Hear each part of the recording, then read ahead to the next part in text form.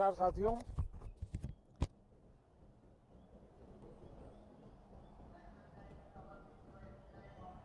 Monsoon सत्र में आप सबका स्वागत है। सावन का पवित्र मास चल रहा है और इस बार तो डबल सावन है और इसलिए सावन की अवधि भी जरा ज्यादा है और सावन मास पवित्र संकल्प के लिए, पवित्र कार्यों के लिए बहुत ही उत्तम माना जाता है। और आज जब लोकतंत्र के मंदिर में इस सावन के पवित्र मास में मिल रहे हैं तो ये लोकतंत्र का मंदिर ऐसे अनेक पवित्र कार्य करने के लिए इससे बड़ा उत्तम अवसर नहीं हो सकता है। मुझे विश्वास है कि सभी माननीय सांसद मिलकर के इस सत्र का जनहित में सर्वाधिक उपयोग करेंगे।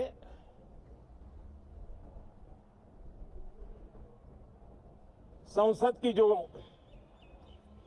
जिम्मेवारी है और संसद में हर सांसद की जो जिम्मेवारी है, ऐसे अनेक कानूनों का बनाना, उसकी विस्तार से चर्चा करना बहुत ही आवश्यक है।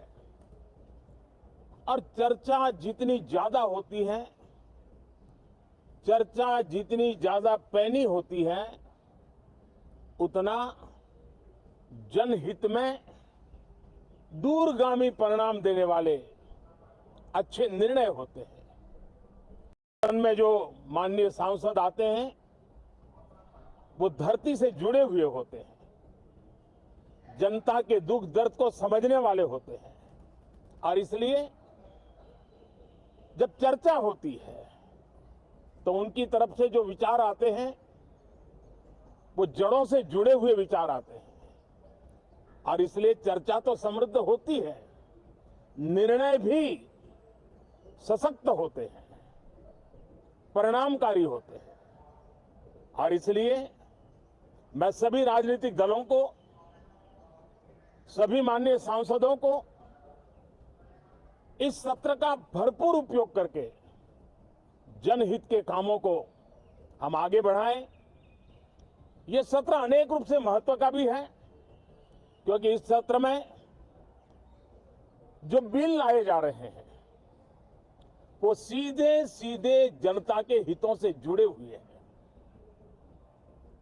हमारी युवा पीढ़ी जो पूरी तरह डिजिटल वर्ल्ड के साथ एक प्रकार से नेतृत्व कर रही है, उस समय डेटा प्रोटेक्शन बिल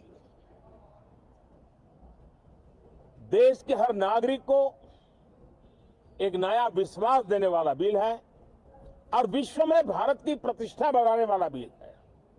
उसी प्रकार से नेशनल रिसर्च फाउंडेशन, ये बिल एनआरएफ नई शिक्षा नीति के संदर्भ में एक बहुत बड़ा अहम कदम है और इसका उपयोग अनुसंधान को बल देना, इनोवेशन को बल देना, रिसर्च को बल देना और हमारी युवा पीढ़ी जो विश्व के अंदर नए उपक्रमों के द्वारा विश्व का नेतृत्व करने का सामर्थ्य रखती है, उनके लिए बड़ा अवसर देकर के आ रही है।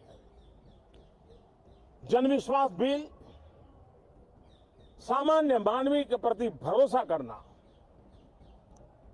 अनेक कानूनों को डिक्रिमिनलाइज करना, इस मुहिम को आगे बढ़ाने वाला ये बिल। उसी प्रकार से जो पुराने कानून है उनको खत्म करने के लिए भी एक बिल में प्रावधान किया जा रहा है। हमारे यहां सदियों से एक परंपरा रही है कि जब विवाद हो तो संवाद से सुलझाया जाए। मीडिएशन की परंपरा हमारे देश की बहुत सदियों पुरानी है, उसको अब कानूनी आधार देते हुए मीडिएशन बिल लाने की दिशा में इस सत्र का बहुत बड़ा उपयोग है, जो अनेक विवादों से सामान्य मानवीय से लेकर के असामान्य संजोगों को भी मिल बैठकर के सुलझाने का एक मजबूत नींव बनाएगा। इसी प्रकार से डेंटल मिशन को लेकर के एक बिल जो हमारे डेंटल कॉलेजेस के लेकर मेडिकल के छात्रों के लिए एक नई व्यवस्था को आकार देगा। ऐसे अनेक महत्वपूर्ण बिल इस बार इस सत्र में संसद में आ रहे हैं। तब ये जनहित के हैं, ये युवा हित के हैं, ये भारत के उज्जवल भविष्य के लिए हैं। मुझे विश्वास है कि सदन में गंभीरतापूर्वक इन बिलों पर चर्चा करके हम बहुत तेजी से राष्ट्रहित के महत्वपूर्ण कदमों को आगे बढ़ाएंगे। साथियों, आज जब मैं आपके बीच आया हूं, इस लोकतंत्र के मंदिर के पास खड़ा हूं, तब मेरा हृदय पीड़ा से भरा हुआ है, क्रोध से भरा हुआ है। मणिपुर की जो घटना सामने आई है, किसी भी सभ्य समाज के लिए यह शर्मसार करने वाली घटना है। पाप करने वाले, गुनाह करने वाले कितने हैं, कौन है, वो अपनी जगह पे है, लेकिन बेइज्जती पूरे देश की हो रही है। 140 करोड़ देशवासियों को शर्मसार होना पड़ रहा है।